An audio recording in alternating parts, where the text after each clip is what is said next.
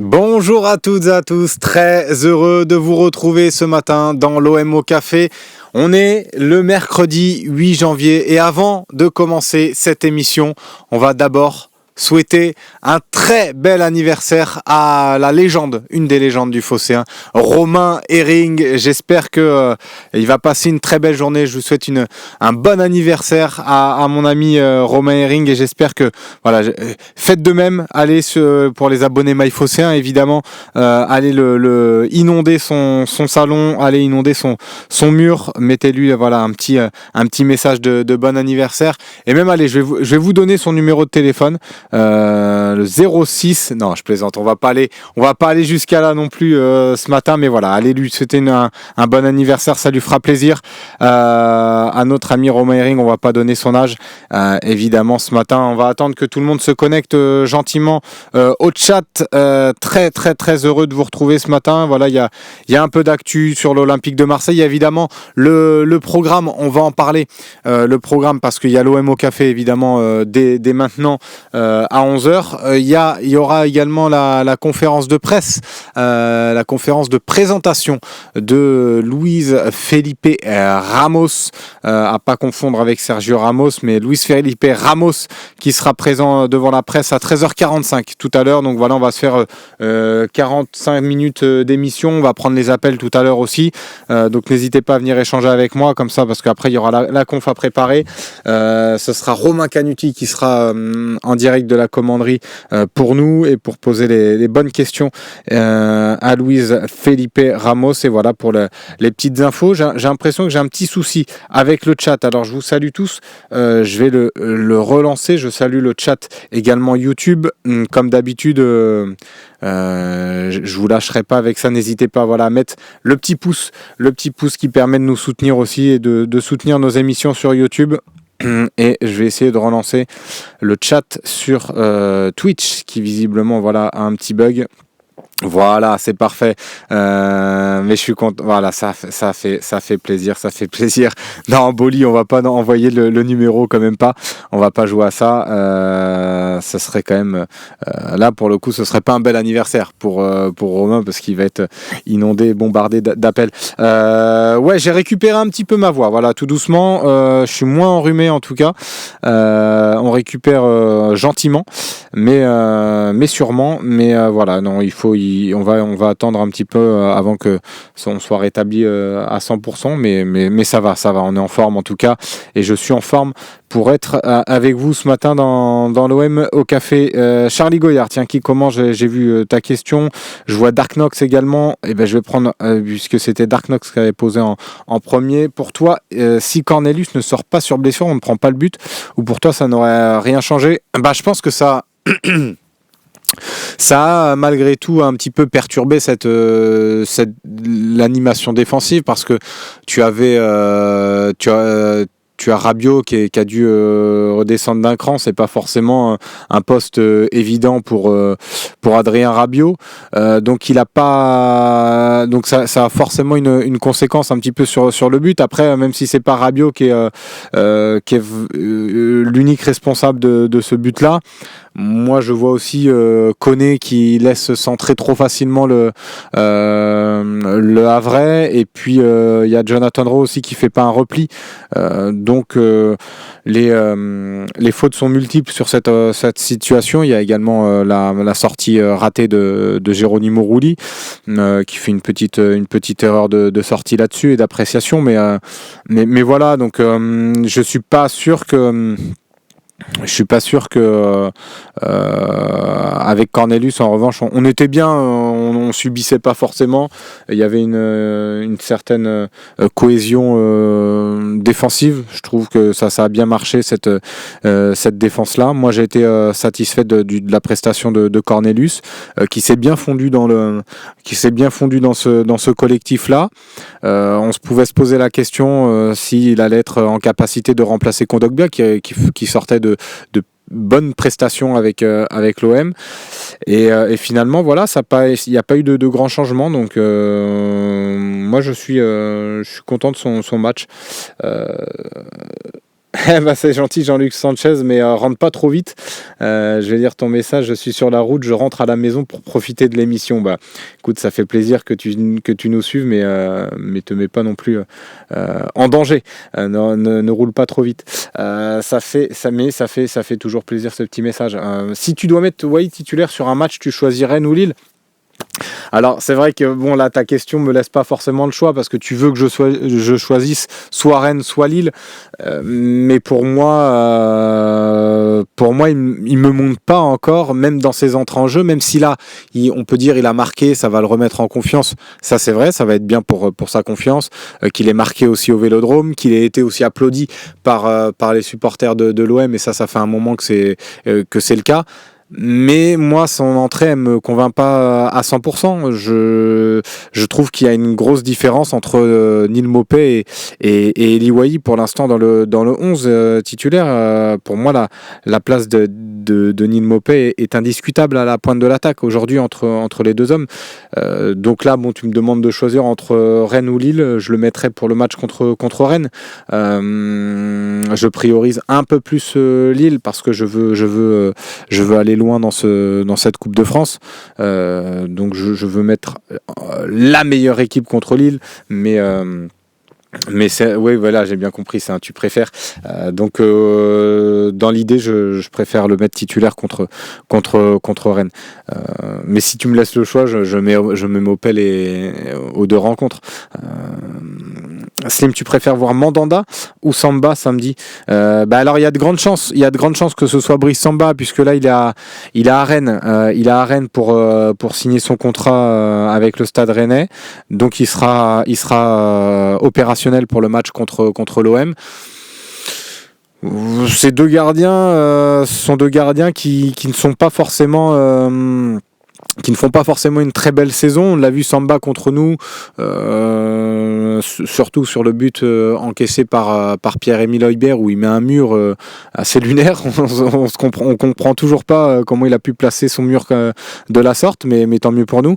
Et puis Mandanda qui reste sur une grosse erreur là contre Nice et qui est plus le Mandanda de sa grande époque. Donc moi, l'un comme l'autre, ça me va honnêtement.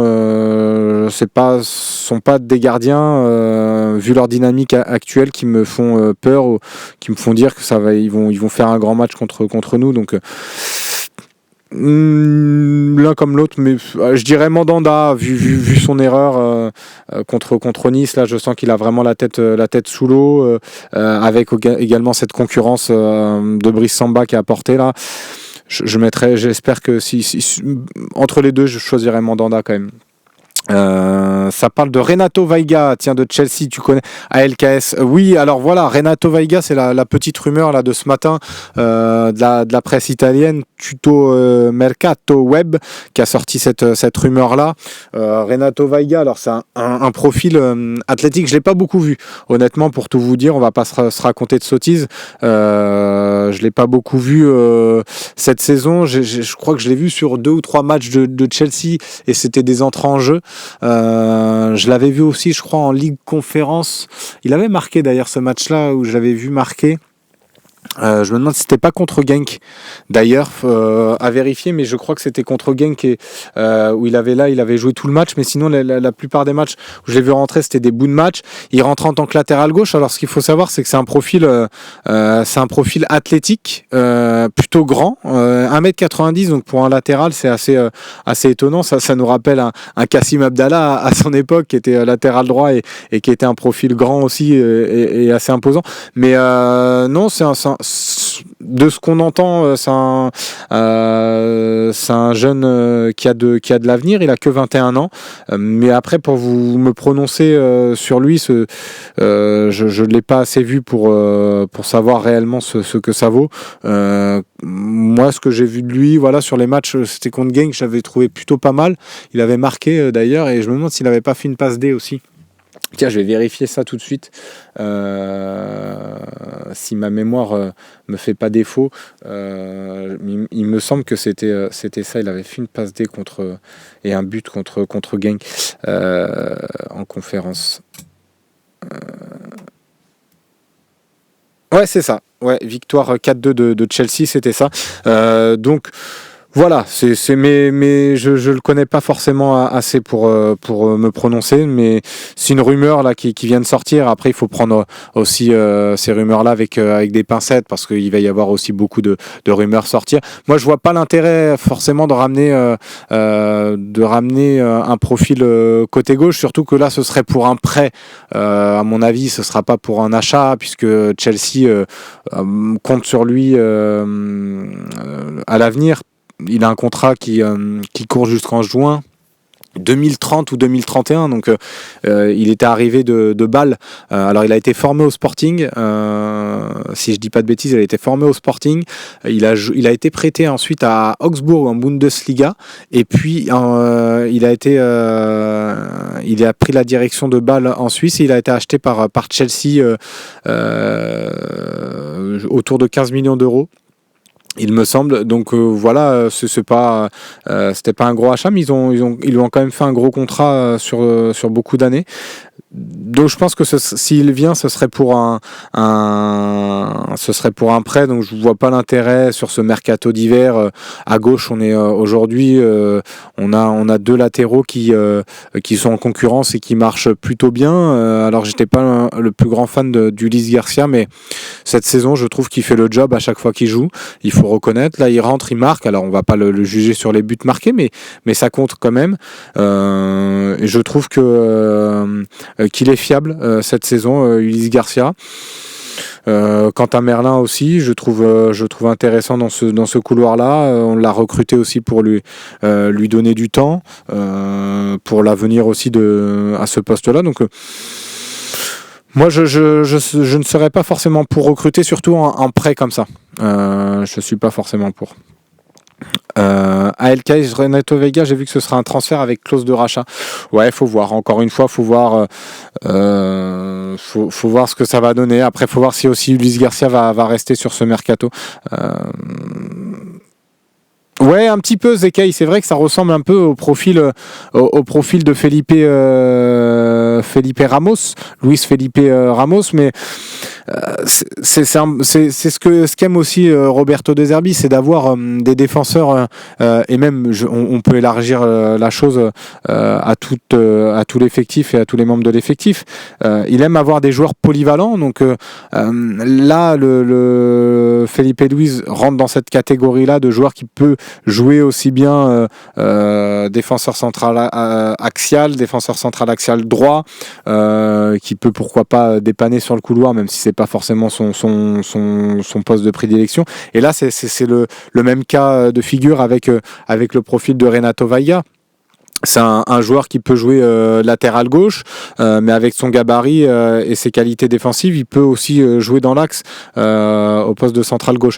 Mais tu vois, je trouve qu'on est bien fourni à ce poste-là. Si tu as Kondogbia, tu as en plus là Felipe Ramos là, qui arrive. Qui pourrait aussi dépanner à gauche, mais sinon tu as Kondogbia, tu as Cornelius qui font le job aussi. Puis donc on l'a dit en latéral gauche piston, tu as Ulysse Garcia et Quentin Merlin. Je vois pas l'intérêt forcément de ce profil-là. Mais voilà. Y a-t-il des pistes pour Meïté Brassier? Je n'ai pas l'impression que ça se bouscule pour ces deux décès. De toute façon, il va falloir être patient sur ce mercato-là. Meïté, c'est un joueur aussi qui n'a pas beaucoup joué, là, qui vient de se blesser. Donc, il y a aussi des interrogations autour de ses aptitudes physiques à ce joueur-là. Lilian Brassier, c'est un peu différent. Lui, c'est plus sur l'aspect mental, dans quel état d'esprit il va être. Donc, voilà, il y a pas mal de réflexions. Ça va bouger. De toute façon, moi, je pense que honnêtement, je vais vous dire honnêtement, je pense que ces deux joueurs-là seront plus à l'OM à l'issue de ce mercato-là. Mais un petit peu comme tout le monde, il va falloir être un petit peu patient sur ce mercato. OM 13, Ulysse Garcia et Murillo, très bon état d'esprit, ils apportent tous les deux quelque chose sur leur couloir. Ah, mais je suis d'accord, hein. Murillo, en plus là, c'est dans un autre registre, c'est dans un profil de défenseur plus axial et c'est intéressant ce qu'il propose. On en a beaucoup parlé en plus de Murillo ces dernières semaines et j'ai vraiment aimé son match contre Le Havre. Donc voilà. Zach Kozak, est-ce que tu es ravi de l'arrivée de Felipe Ramos? Tu le vois rapidement titulaire. Pour l'instant, il va pas être titulaire puisque il arrive un peu blessé. Il va falloir aussi qu'il se retape physiquement, un petit peu à court de rythme. Donc, on va pas le voir titulaire tout de suite. Après, ravi de son arrivée. Moi, je trouve que c'est un bon coup puisqu'il arrive libre. Tu sais que tu vas aussi perdre des défenseurs à ce mercato puisque tu veux faire partir Meïté et Brassier. Donc, tu avais besoin aussi d'avoir des renforts. Si jamais Kondogbia se blesse, si jamais Cornelius aussi se blesse, on a vu qu'il est sorti sur blessure. Donc, à voir aussi si son pépin va pas nous pénaliser pour le match contre Rennes parce que Kondogbia, Cornelius, s'ils sont pas là ce week-end, ça peut être un petit peu coton, donc on va voir ça aussi, on va suivre ça de près dans les prochains jours et surtout l'entraînement ouvert aux médias vendredi, on en saura un peu plus là-bas à ce jour-là, mais voilà, donc où j'en étais, je me suis perdu. Mais oui, si je suis ravi de l'arrivée de Felipe Ramos, je trouve que c'est un bon coup de la part de l'OM. Il n'y a pas trop de risques. Si ça marche pas, ça marche pas et on n'aura pas pris trop de risques financiers. Et si ça marche, ça sera tout bénef. Donc c'est un bon défenseur, honnêtement. Moi, je vous en ai déjà parlé il y a quelques jours de ce que j'avais vu de lui en Italie. Moi, c'est un défenseur qui m'avait plu. Je trouve que dans ce que recherche Roberto De Zerbi, dans cette qualité, dans cette capacité à relancer de derrière, à prendre aussi parfois des risques mesurés, bien sûr, mais à prendre des risques aussi dans les ressorties de balles. Il a cette qualité technique, cette assurance-là, qui peut lui permettre de s'imposer dans cette défense. Mais aujourd'hui, tu as une défense aussi qui marche bien. Tu as une défense avec Murillo, on l'a dit, Balerdi et Kondogbia, qui est de plus en plus complémentaire. Donc, moi, je ne serais pas pour Chambouli. Il va falloir qu'il arrive et qu'il montre, comme d'autres, qu'il montre qu'il mérite de jouer. Mais aujourd'hui, il part dans mon esprit, en tout cas dans la peau d'un remplaçant. Surtout que c'est un joueur qui n'a pas joué depuis un moment, donc il va falloir qu'il se refasse un petit peu la santé. Moi, DJ Simon, Blas, non, c'est pas un joueur que j'irais chercher, honnêtement.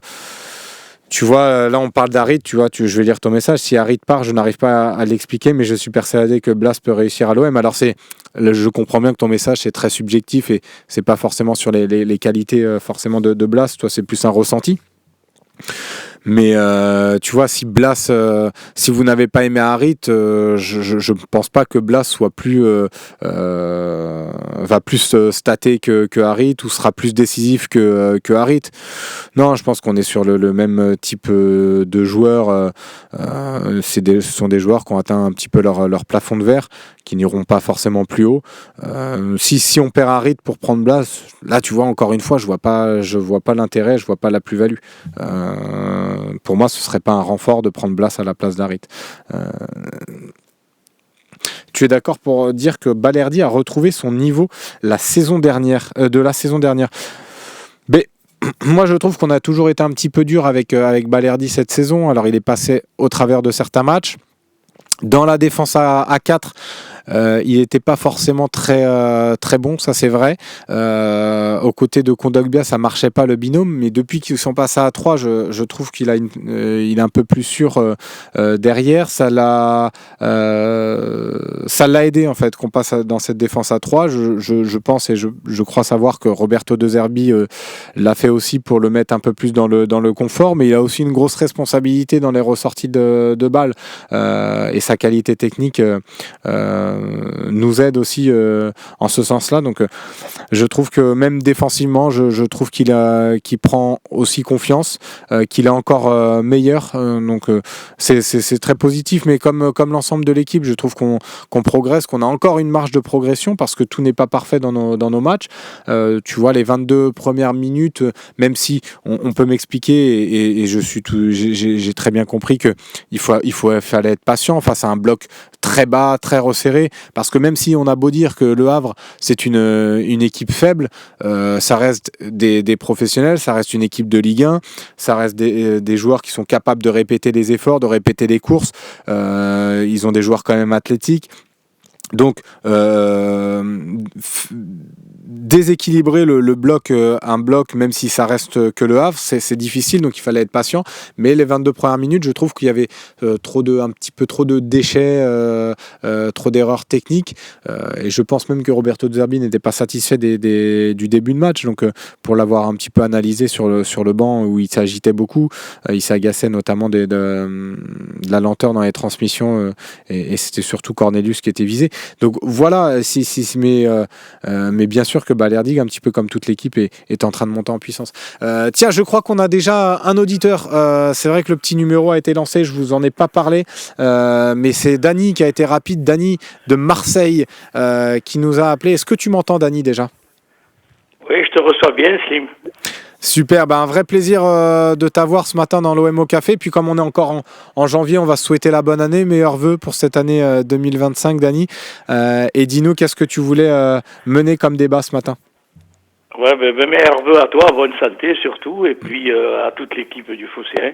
Merci. Ouais, ce matin, je voulais déjà savoir un peu des nouvelles des malades de l'OM, là. Heuberg, et puis Kondogbia, savoir un peu où ils en étaient, si ils allaient pouvoir jouer.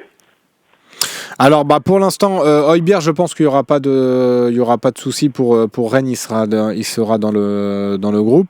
De ce qui est de Kondogbia et même j'en parlais tout à l'heure de Cornelius, on n'a pas forcément les infos sur l'étendue de leur blessure, donc on sera la conférence de presse d'avant-match, elle a lieu vendredi. Je serai normalement à l'entraînement ouvert aux médias juste avant, donc on en saura plus à ce moment-là, mais c'est sûr que ça va être un gros point à vérifier, parce que si on n'a pas Cornelius ni Kondogbia, ça peut être, comme je le disais, un peu coton pour Rennes. Il faudra bricoler.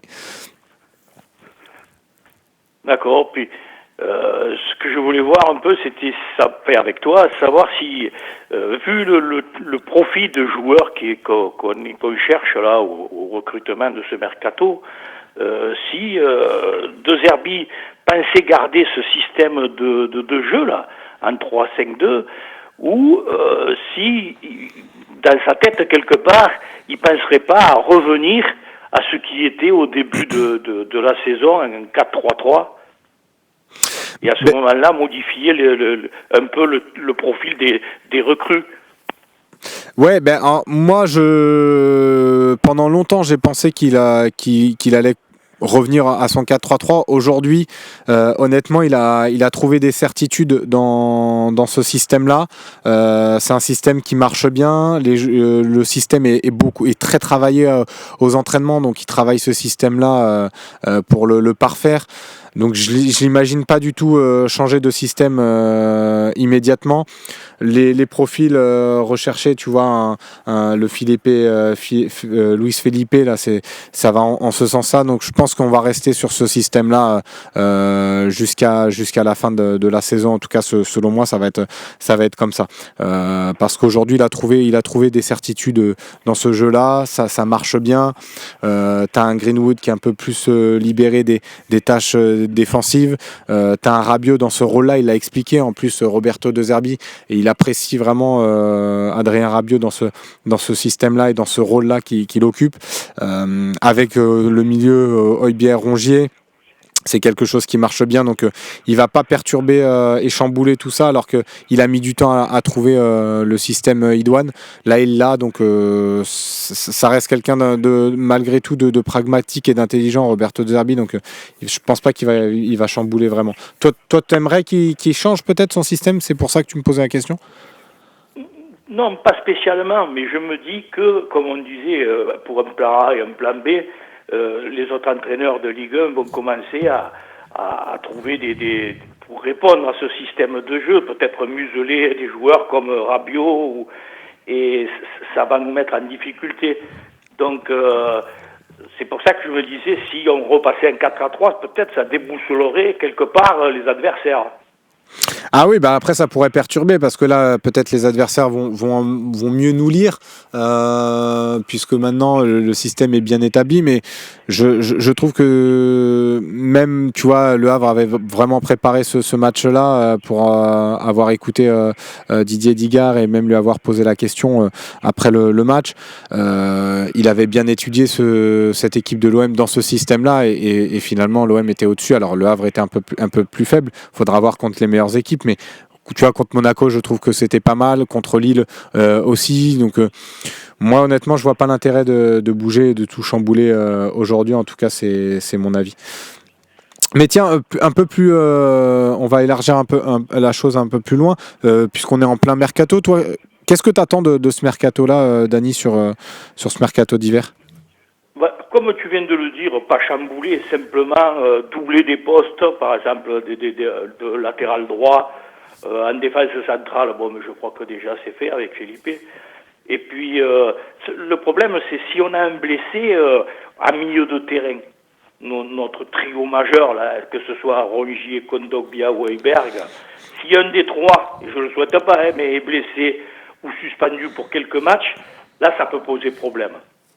Ouais, après tu vois, on l'a vu avec Højbjerg qui était malade contre le Havre et finalement il a été plutôt bien remplacé. Alors on va redire, l'adversité était moindre, mais quand même, il fallait. Je trouve que son absence, c'est pas ressenti sur ce match-là, que ce soit Nadir qui l'a plutôt bien remplacé, qui a été buteur en plus. Donc, sans dire que Nadir va chambouler la hiérarchie et va remplacer Højbjerg. Non, Højbjerg, quand il sera dès qu'il sera remis, il sera titulaire évidemment. Mais je trouve qu'en tout cas.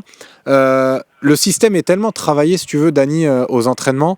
Les joueurs commencent tellement à le comprendre et à l'intégrer qu'aujourd'hui, j'ai ce sentiment-là que peu importe qui jouera, alors tu as des joueurs qui seront importants, surtout dans les gros matchs, mais peu importe qui jouera, l'état de jeu et la qualité de jeu ne sera pas forcément hyper impacté. Alors moi, je pense peut-être que si tu perds un mec comme Rongier, ça pourra avoir un gros impact en revanche, parce que mais encore que tu vois, au Højbjerg, on pouvait penser la même chose. C'est ça que je pense. Un gars comme Rongier, même Rabiot, parce que si Rabiot aussi sort, non, c'est sûr. Bien sûr que numériquement on va le remplacer, mais on n'aura pas le profil. Un Rabiot, on le remplace pas. Non, c'est sûr. Mais tu vois, par exemple, si Rabiot est blessé ou suspendu, on va pas se le souhaiter, évidemment, avec un match par semaine, ce serait quand même dramatique. Mais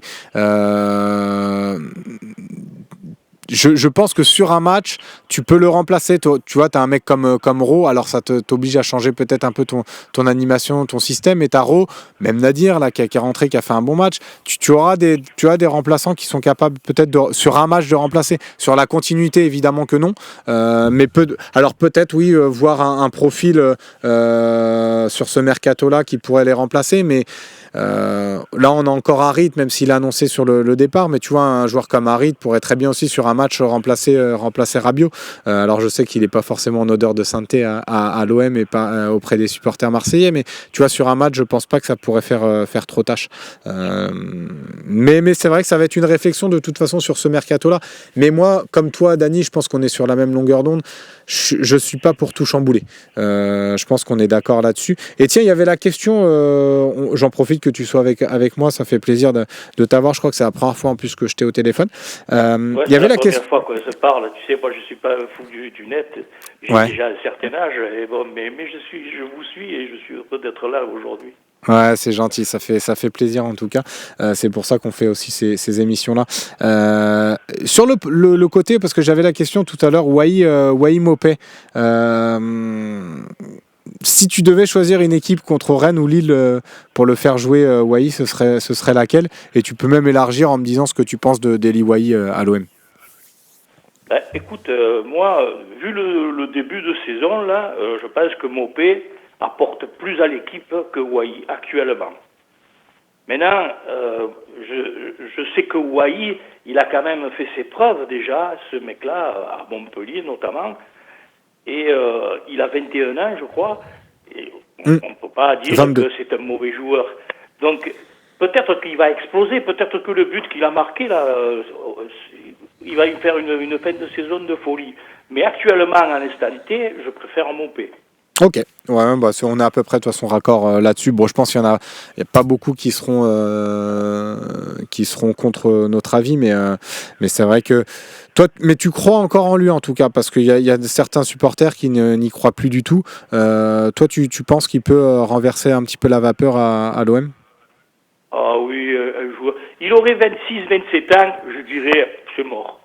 Mais là, il a 21 ans, ce gars. 21 ans, tu peux pas dire d'un joueur qu'il est foutu à 21 ans, alors surtout après avoir fait la saison qu'il a fait à Montpellier. C'est pas possible. Ouais, c'est très vrai, c'est très juste ce que tu dis, Dany. C'est vrai que et puis il y a tellement d'exemples dans le football. On a vu des joueurs à 21 ans, et puis ce sont pas des joueurs encore. Il a 22, il me semble, il a fêté ses 22 ans il y a pas longtemps, mais ça reste jeune. Ce sont pas des joueurs et des produits encore finis, donc ils peuvent encore progresser. Je bon espoir que avec De Zerbi, il progresse dans beaucoup d'aspects de son jeu, parce qu'il a des qualités, c'est indéniable, mais il doit progresser de haut jeu, il doit progresser dans le jeu combiné, et j'espère qu'avec De Zerbi ça sera le cas. Mais en tout cas, merci beaucoup, Dany, merci beaucoup d'être venu ce matin et nous faire un coucou ce matin dans l'OM au Café. N'hésite pas à rappeler, parce que ça fait plaisir d'avoir des auditeurs dans nos émissions. Donc merci encore une fois de ton appel et tes interventions. Merci, Dany. Bon, bah écoutez, on va continuer les appels. Je pense qu'on est pas mal à 11h31. On a encore quelques temps pour parler ensemble. Le 01 87 40 02 10, n'hésitez pas. Je vous le dis, on est bien ensemble. On est voilà, mercredi, tranquillement. On va rappeler en attendant le prochain appel.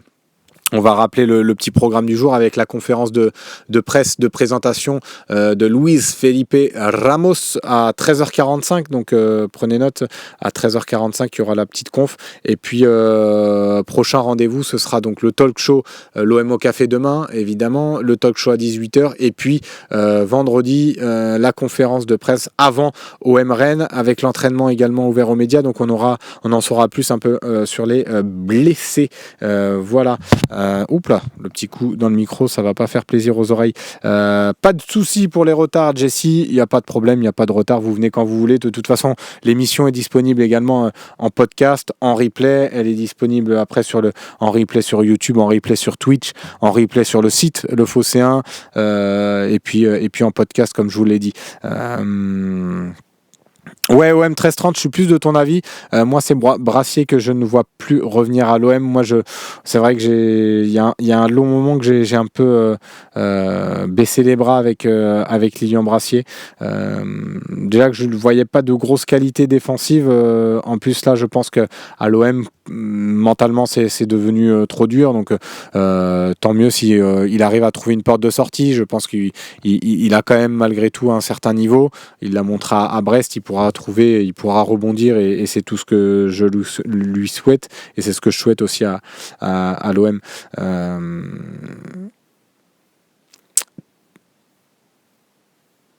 Ouais, c'est ça, 22 ans, ouais, il a fêté ses 22 ans il y a le 2 janvier, d'accord. Tiens, je crois qu'on a Jeannot qui est au téléphone avec nous. Est-ce que Jeannot, tu m'entends ? Ouais, salut Slim, ça va ? Salut Jeannot, ça va très bien. J'espère que tu vas bien, parce que en plus on s'était quitté en début de semaine. Là, il y avait eu des petits soucis de connexion, donc j'espère que aujourd'hui on va pouvoir écouter ce que tu as à nous dire. Ah ben là aujourd'hui c'était encore pas d'accord avec toi. C'était le nouveau défenseur gauche, le jeune là qui peut faire défenseur central et arrière gauche. Renato Veiga.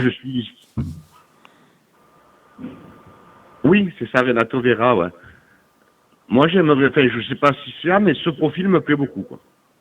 Ok, qu'est-ce qui te plaît toi, dans ce profil-là? C'est quoi? C'est sa polyvalence, le fait qu'il puisse jouer à gauche, aussi bien piston gauche que dans l'axe, c'est ça? C'est la polyvalence plus que la qualité du joueur, ou tu l'as peut-être vu jouer un peu plus que moi, peut-être? Alors, pas du tout, justement. En fait, c'est le profil que j'aime bien, en fait. Parce que moi, je pense qu'en fait, les deux qu'on a arrière-gauche, ils sont vraiment trop offensifs. Et pas si on veut jouer à 4 costaud, c'est un peu light. Et moi, j'ai toujours peur, tu sais, que Kondogbia, il vient de nous faire 6 bons mois, mais là, il est blessé. Et j'aimerais, tu vois, qu'il y en ait une doublure vraiment milieu gauche, quoi, voilà. Bah après, la doublure, pour l'instant, tu l'as avec Cornelius. Ouais, mais en fait, dans mes mots, c'est que, en fait, j'aimerais vendre Kondogbia, en fait. Ah oui, d'accord. Oui, c'est vrai que toi, t'es pas un grand fan de Kondogbia. Et lui, un titulaire, en fait. Tu vois ce que je veux dire? Profiter des 6 bons mois de Kondogbia. Parce que Kondogbia à 600 000 euros encore pour 3 ans, ça me va pas, quoi. Et je pense pas qu'il puisse faire 2 ans et la Champions League l'année prochaine. Donc, vu qu'on a un projet de 3 ans, je changerai Kondogbia. Si je peux le vendre, je le vends. Et je mets lui, enfin, je cherche, alors je sais pas exactement lui, tu vois, mais ce profil-là, en numéro 1, quoi, voilà. Ok, mais ouais, bah après ça s'entend. Je sais que t'es pas un grand fan de Kondogbia, en tout cas, des sons qu'on peut avoir en interne, c'est un profil qui fait aujourd'hui l'unanimité auprès du staff technique et auprès de Roberto De Zerbi. Donc je l'imagine pas quitter l'OM cet hiver. En tout cas, je suis pas sûr que ton souhait sera exaucé, Non, Jeannot. je pense pas non plus, mais tu vois, c'était dans l'idée, quoi, en fait, tu vois. Ouais. Vu qu'on doit bâtir sur 3 ans, qu'on a pratiquement assuré la Champions League, s'il y a une offre pour Kondogbia, parce que j'ai peur qu'il nous fasse là 6 mois de malade, quoi. 6 mois d'infirmerie, je veux dire. Voilà. Ah oui, toi tu crains ça. On enchaîne les trucs et qu'on se le garde encore 3 ans sur les bras parce qu'il nous fait 6 mois d'infirmerie, Kondogbia. À 600 000 euros, on n'a pas les moyens, quoi, l'OM. Ouais, bah après ça faudra voir. Là, on n'a pas de boule de cristal malheureusement pour voir lire l'avenir et savoir s'il sera blessé tout le reste de la saison. Non, mais on peut lire dans le passé qu'il a été souvent blessé, quoi. Quand il a commencé. Ah oui, la saison dernière, oui, c'est sûr. sûr. Même dans sa carrière, il a souvent été voilà, blessé. Kondogbia, c'est un joueur que on a eu la chance d'avoir 6 bons mois et en plus, même moi qui l'aime pas, franchement, c'était top. Quand on est repassé à 3 avec lui derrière, c'est assuré, tu vois. Ouais. Mais là, je pense qu'on repart sur des blessures d'entrée et on va enchaîner les matchs. Et j'ai vraiment peur qu'on puisse compter sur lui qu'un match sur 2, quoi. Ouais, c'est vrai. Et puis surtout, ce qui peut être coton, ce que je disais, c'est si tu as les deux qui sont blessés, Cornelius et Kondogbia. Après, là, tu as recruté aussi l'international italien Ramos qui peut aussi dépanner à gauche. Tu as vu déjà, apparemment, il serait prêt fin janvier, quoi. Lui. Ouais, c'est ça. Mais il pourra dépanner en tout cas axe gauche. Il l'a déjà fait. Ouais. Il avait fait contre l'OM d'ailleurs. Déjà. Il peut jouer axe gauche, c'est bien, quoi. Ouais, ça, je savais pas. Tu vois, la polyvalence, c'est pas mal, ça, ouais. Ouais, c'est clair. Il y a même Balerdi qui aurait pu basculer un peu à gauche aussi, au pire des cas. Ouais, tout à fait. Tout à fait, on l'a vu en plus très bon souvent Balerdi côté gauche. Il était pas mauvais à gauche. Hein. Non, il était même très bon avant là qu'il soit replacé maintenant dans l'axe et quoi, ouais. Ouais, c'est un profil qui peut jouer aussi à gauche. Donc bon, après à voir sur si Renato Veiga ça va aboutir, mais en tout cas bon, merci beaucoup, Jeannot. Je ne connais pas du tout, honnêtement pour être honnête. Hein. Mais en fait, c'était un peu le profil que je demandais, tu vois, un peu la Kolasinac qui peut jouer arrière gauche, un peu plus dur, et à 3 dans une défense à 3. Tu vois, c'est un profil que j'aimerais avoir pour le futur, tu vois, en fait. Ouais, c'est ça, mais exactement, c'est dans l'idée, c'est un peu un Kolasinac. Alors, c'est pas du tout le même type de joueur ou quoi, mais dans le côté polyvalent, qui peut jouer à gauche ou même dans une défense à 3, c'est exactement ça. Donc, à voir si ça va aboutir. Pour l'instant, c'est vraiment une rumeur. Le former pour l'année prochaine, on va dire même, mais ça m'intéresse d'avoir un bon gros costaud au défenseur central gauche. Voilà, ça m'intéresserait vraiment. Ok, en tout cas merci beaucoup Jeannot d'avoir appelé et puis ça fait plaisir de pouvoir t'avoir et écouter, vraiment entendre tout ce que tu as à nous dire parce que ça avait un petit peu coupé lundi et on s'en excuse encore une fois pour ces petits soucis techniques lundi, mais là visiblement la connexion est très bonne. Merci beaucoup Jeannot, passe une très belle journée et à bientôt sur le Phocéen. Tiens, je voyais beaucoup dans le chat qui me disaient Nico Amskas veut passer un coup de fil. N'hésite pas Nico, appelle, on va essayer de te mettre de côté si tu tu as quelque chose à nous dire, parce que j'ai vu beaucoup dans le chat, j'ai vu quelques messages passer. Vous vouliez avoir Nico Amskas ce matin dans l'OM au Café. C'est vrai que c'est rare, on ne l'a pas souvent en appel, donc ça peut être intéressant. Nico Amskas qui est déjà venu sur le plateau du Phocéen, on va essayer de voir si on ne peut pas l'avoir de nouveau. Tiens, Alpha Blue Light qui le dit également, faut choper Nico. On va essayer. Il est sur la messagerie. Bon, il a appelé déjà Nico. On va essayer de faire tout ça. Je pense que Marine qui a la réalisation, elle est en train de chapeauter tout ça. On va prendre le dernier appel et puis après on va se quitter parce que je vous ai dit après on doit préparer la conférence de presse. Eh ben tiens, je crois qu'il est au téléphone. Il va clôturer l'émission avec moi. Nico Amskas, quel plaisir de t'avoir ce matin dans l'émission. Comme à tout le monde, les vœux et meilleurs vœux pour cette année 2025 à toi et tous tes proches. Meilleurs vœux aussi à toi. Merci Nico. Alors quel débat tu voulais mener ce matin dans l'OM au Café? C'est sur le mercato, sur Rongier. Ouais. C'était 30 millions sur Rongier. Moi, je le fais partir direct. Ah, 30 000. Ah, toi, tu le fais partir au mercato d'hiver, Valentin Rongier? Oui, c'est ça, oui. Si Rennes, il met le paquet dessus, 35-40, c'est le jackpot. Donc, moi, je fonce. Et pourquoi tu penses qu'on pourra le remplacer? Oui, je pense qu'on peut le remplacer. Je prendrai Pogba à la place. Ah, mais Pogba, il n'est pas apte tout de suite. Il ne sera pas apte tout de suite, de toute façon. Je prendrai lui plus un autre milieu. Ok. Ah ouais, mais là, Nico, tu vois, je suis pas du tout d'accord personnellement avec cette. En 2026. Et donc, si Sampaoli veut mettre les sous, eh ben, je fonce. Ok, 30 millions, donc ouais, 30-35 millions, toi tu le laisses partir. Moi je trouverais ça déjà dommage de la part de l'OM de le laisser partir à un concurrent, alors même si Rennes est très loin au classement, mais tu renforces quand même une équipe comme Rennes, je trouverais ça pas très intelligent. Tu perds Valentin Rongier alors que une semaine avant ton entraîneur dit qu'il est intransférable, donc là ça voudrait dire qu'il y a de la friture sur la ligne entre la direction et le coach, ce serait pas bon signe non plus. Par rapport à ce qui t'apporte Valentin Rongier sur le terrain aujourd'hui, je pense que tu peux pas t'en passer honnêtement. Ça fait partie de ces piliers là pour moi avec Pierre-Emile Højbjerg, avec les Greenwood, c'est des joueurs Balerdi, tu vois, je les mets dans le même sac, hein. Ces joueurs là c'est des joueurs hyper importants. On a vu que depuis qu'il est revenu dans le 11 titulaire, Rongier il apporte cet équilibre là. Même s'il y a aussi le changement de système. Aujourd'hui, moi, je vais te dire et je vais raisonner. Alors peut-être que le club raisonnera autrement parce qu'il y a aussi un aspect financier qui rentre en ligne de compte. Mais moi, je pense surtout sportif et performance sportive. Donc aujourd'hui, je vois pas comment on pourrait perdre Valentin Rongier qui est selon moi une pierre angulaire de ce système et de ce projet-là de Roberto De Zerbi sur cette saison-là, et le remplacer par un joueur qui va pas forcément connaître les principes de jeu, qu'il va falloir quelque part un peu reformer. Donc non, franchement, là, tu vois, Nico, je suis pas trop d'accord avec ça, mais après ton avis se respecte aussi, hein, parce que l'aspect. Il y a des sommes qu'on peut pas refuser.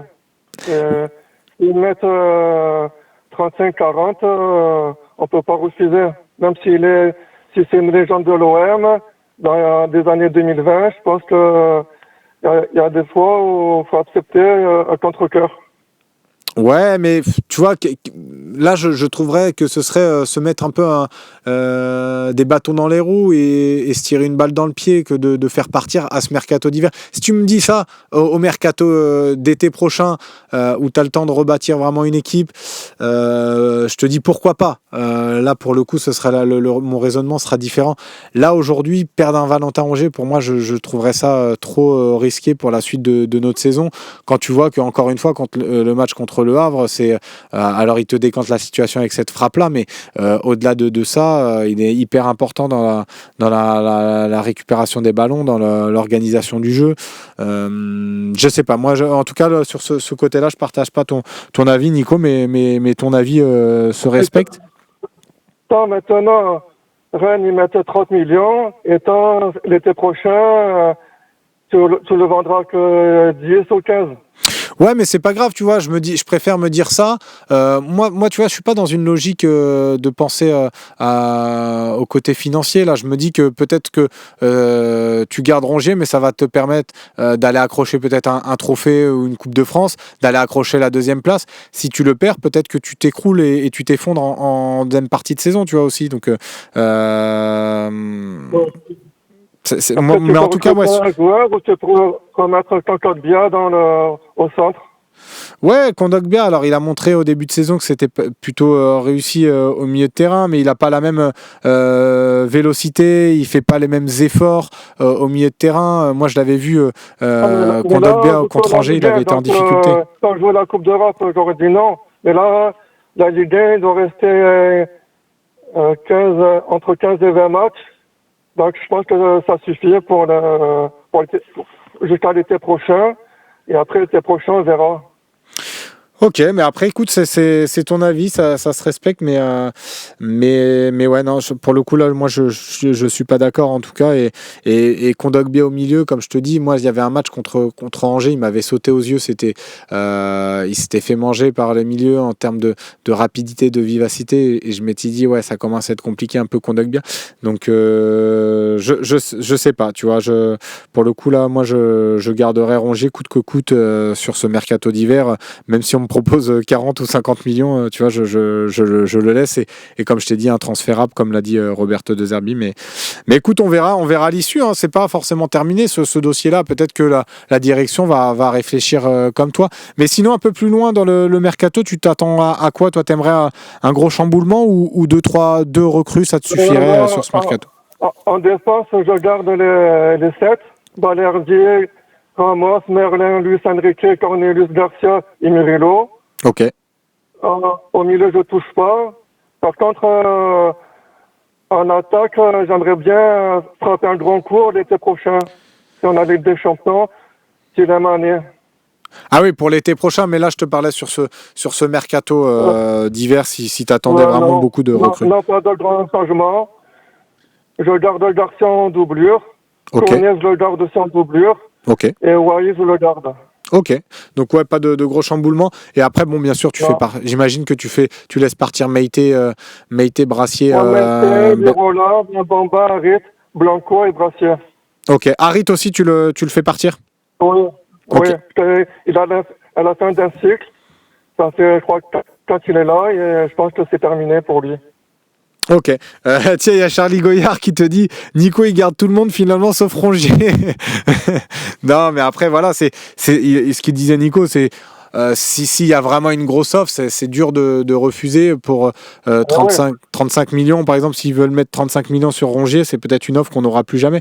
Donc ça, c'est sûr que ça peut faire réfléchir, et il faut comprendre aussi la vision de Nico. Après, la saison prochaine, je prends un grand numéro 9. Ouais, pourquoi pas. Tiens, on parlait de Scamacca un peu. Parce que Mopé, Wai, si on est en Ligue des Champions, ça suffit pas. Ouais, ça sera. Donc, je prendrais un très gros 9. Ça sera un peu léger, c'est sûr. Tiens, ça parlait de Scamacca cet été, ce sera un profil qui te plairait? Pas du tout, parce qu'il s'est fait les croisés au mois d'août. Ouais, c'est vrai. Je pense que ça a mis du temps et on ne sait pas comment il va revenir. Ouais, c'est vrai. Mais en tout cas, dans le profil, ça pourrait être un profil pour le coup intéressant. Sans dire forcément Scamacca, mais l'idée du profil, un joueur comme ça, capable de jouer en pivot, de conserver les ballons, d'être bon aussi en remise de haut jeu, ça peut être intéressant d'avoir ce gars-là. Mais je suis d'accord avec toi là pour le coup, Nico, c'est que Scamacca a une grosse blessure, et je suis pas forcément moi hyper fan de ce profil-là non plus. Écoute, merci beaucoup, Nico. T'auras clôturé T'auras clôturé cette émission, t'auras fait du débat, parce que j'ai vu dans le chat, ça a beaucoup fait jaser là, ton Rongier partant pour 30 millions d'euros. Donc merci beaucoup pour ce petit débat, et puis passe une très belle journée. Merci encore, Nico, d'avoir appelé. Écoutez, voilà, c'est ça l'OM au café, les gars, pas la peine de s'embrouiller non plus. Chacun a le droit d'avoir son avis. Moi, je comprends ce que veut dire Nico Amskas, évidemment, sur le côté financier, mais aujourd'hui moi par rapport à ce que t'apporte Valentin Rongier, pour tout ce toutes les raisons que j'ai énumérées, le côté Roberto De Zerbi qu'il considère énormément, qui veut le garder absolument, l'a dit intransférable, donc c'est pas pour que la direction aille contre ses désirs, ce serait mauvais signe, et en plus tu renforces presque un concurrent. Alors Rennes est loin, je l'ai dit, mais bon, on n'est pas à l'abri d'un retour en forme, on l'a vu à Lyon la saison passée, donc voilà, aujourd'hui pour moi Rongier est, comme l'a dit le coach, intransférable, et je pense pas qu'il partira de toute façon cet hiver. Après cet été le débat sera différent.